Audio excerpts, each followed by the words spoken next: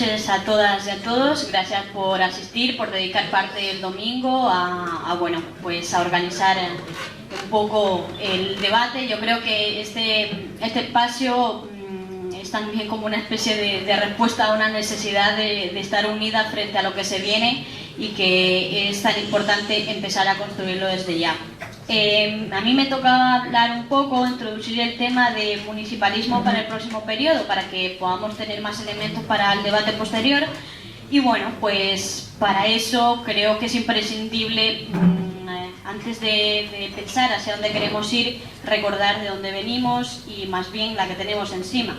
El nuevo gobierno, entre comillas, nuevo gobierno subraya, entre comillas, porque sigue el mismo Montoro, que tiene una lucha sin cuartel contra los ayuntamientos, porque bueno, todas y todos conocemos, o los que no lo conozcáis, la ley Montoro venía prácticamente a finiquitar la autonomía de los ayuntamientos y bueno, es la ley de racionalización y sostenibilidad de la administración local, pero bueno, que todos la conocemos comúnmente como la ley Montoro. Esto es de vigente actualidad, una, porque la seguimos teniendo encima, dos, porque es el mismo ministro el que está ahora mismo y esa ley pues tiene que avanzar, no se puede seguir quedando encima de la mesa como la tenemos en este momento. Y tres, porque con el manifiesto de Oviedo que hemos firmado más de 400 cargos en todo el territorio del Estado, pues se recogen las exigencias que paso a leer ahora y que más o menos resumen bien el espíritu del manifiesto, y es que piden un cambio radical de la política financiera que asfixia los gobiernos autónomos, por la derogación de la reforma del artículo 135, que es que recordar que esta ley viene de allí, ¿no? De aquellos barros, estos lodos. Esa es la herencia que nos dejaron. Esa gran alianza que se terminó cerrando el día de la investidura de Rajoy, se inició en aquella noche de agosto de hace ya tiempo, ¿no?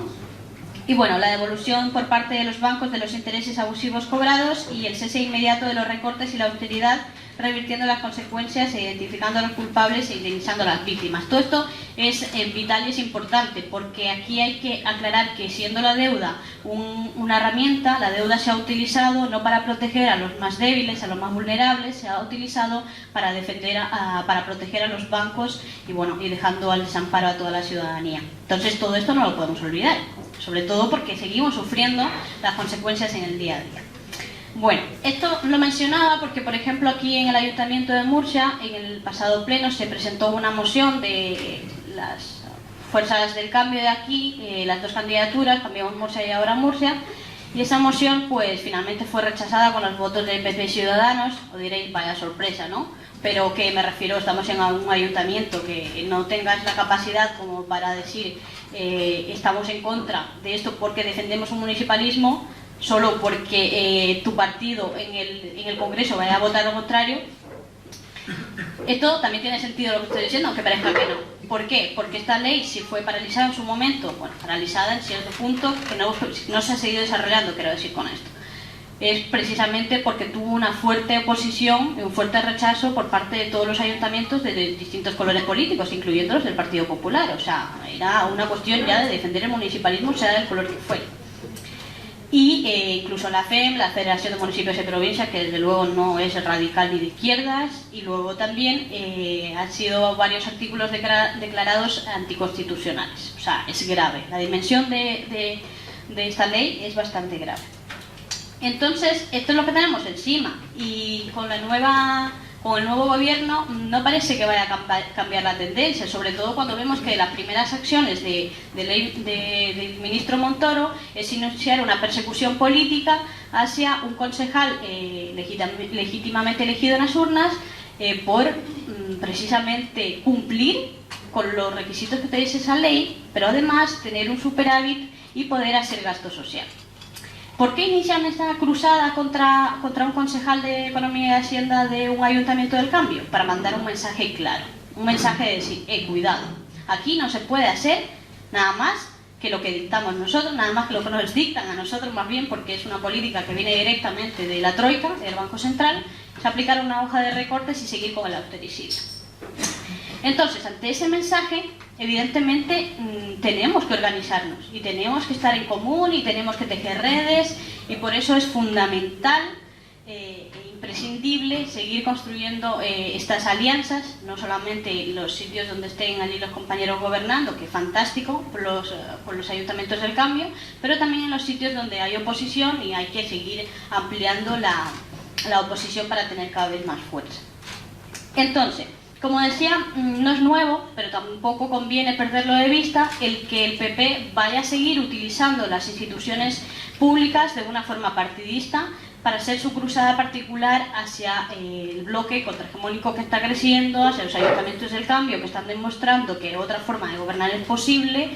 Y me parece aquí importante destacar encuentros que se están sucediendo por todo el Estado desde hace ya algún tiempo y van a seguir haciéndolo, como es el encuentro por el derecho al agua, el encuentro de Madrid, el encuentro de economía popular y solidaria en Bilbao, el de la deuda próximamente en Oviedo, y así sucesivamente. Esto también para enlazar con lo que decía un poco Toñi y Pedro, Luis, en cuanto a que es necesario que nos unamos y tejer redes. Es fundamental en esta etapa frente a lo que se viene, no solamente para que se escuchen nuestras propuestas, sino también para tener más fuerza allí donde no podamos. Pero ojo, esto tampoco lo podemos ni debemos hacer únicamente solo desde la institución, es decir, no nos sirve congregarnos en un encuentro donde nos conozcamos en el tercer encuentro ya todos y todas, y es bueno encontrarnos y hacer camaradería, pero al final no es el objetivo. Estos encuentros sí tienen que tener un componente ciudadano fundamental. O sea, para mí es prioritario que dentro de este tipo de encuentros se empiece a hacer jornadas abiertas con la ciudadanía en general, para que esas personas de esa ciudad conozcan que también hay otras propuestas en otros sitios y las conozcan en primera persona, porque esa es la forma también de desestigmatizar la política, porque creo que es fundamental. Si desprestigiamos la herramienta, al final nos pueden salir monstruos de cualquier forma, ¿no? Entonces necesitamos hacer un ejercicio de pedagogía, y estos encuentros pueden servirnos para establecer esos espacios donde nos permita hacer un diálogo con la gente más directo y que permita conocernos que somos todas y todos iguales dentro de nuestras diferencias, y que por supuesto no somos para nada los radicales que se dice ser, que no nos financia a nadie de otros estados ni nada por el estilo. Entonces se teme a lo desconocido y ellos juegan con eso, ¿no? Entonces ellos pretenden meternos el miedo de que aquí va a pasar lo que pasa en cualquier otro país, cuando precisamente lo que pasa en nuestro país es tan grave o más que en otros países, ¿no? Porque a mí una cosa que me resulta irónico y chocante es que ahora mismo, después de la victoria de Trump, todo el mundo parece que le asusta que van a poner un muro entre Estados Unidos y México. Oye, perdona, hay muros aquí a varios kilómetros, y no te molesta, es Ceuta y Melilla, o sea, y hay muchísimos muros en el mundo, solo que ahora parece ser que nos damos cuenta que hay un muro. Es como un poco contradictorio todo, ¿no? Y esto porque tiene una conexión lo local con lo global, no es porque no nos vayamos muy lejos, pero para añadir otro tema de los deberes pendientes que tenemos, y es trabajar el tema del conflicto social en el municipio, por la defensa de los derechos humanos para todas y para todas, independientemente de donde seamos. Vivimos aquí y aquí necesitamos ejercerlos y defenderlos. Y también feminizar nuestras organizaciones para luego, evidentemente, desde las instituciones pedirlo. No nos sirve para nada ir con un discurso hiperfeminista, con un lenguaje mega inclusivo, hablando de femenino siempre, y luego que nos encontremos en una mesa todo hombres, ninguna mujer, que tengamos las reuniones en horarios donde no pueden participar nuestras compañeras, que no facilitemos en nuestras asambleas espacios donde pueda haber una zona para que los niños y las niñas, los hijos y las hijas puedan estar mientras nuestras padres y madres puedan aportar al debate. O sea, no. Tenemos que trabajar esto a nivel interno también para poder luego llevarlo de forma coherente, exigirlo en la institución, ¿no? Asimismo, creo que otros elementos importantes que no se nos tienen que olvidar es también la cuestión de los derechos a la vivienda, el derecho al medio ambiente, pero también el tema de los derechos de los animales. Esto también tiene que ver con todo lo que está pasando a nivel estatal, pero eso ya lo dejamos para el debate, para no alargarnos más. Y algo que sí que quiero destacar antes de acabar es el tema del cieno, porque me parece que es un poco, perdonadme, pero de doble moral que la gente se escandalice cuando ve Astral, pero tenemos un sí en Sangonera y es que no nos pasa absolutamente nada y no somos capaces de movilizarnos y nos quedamos como muy indignados, pero ahí como mucho ponemos un tuit, pero no damos el paso más allá y creo que todo este tipo de cosas hay que empezar a cambiarlas. Nada, simplemente todo esto.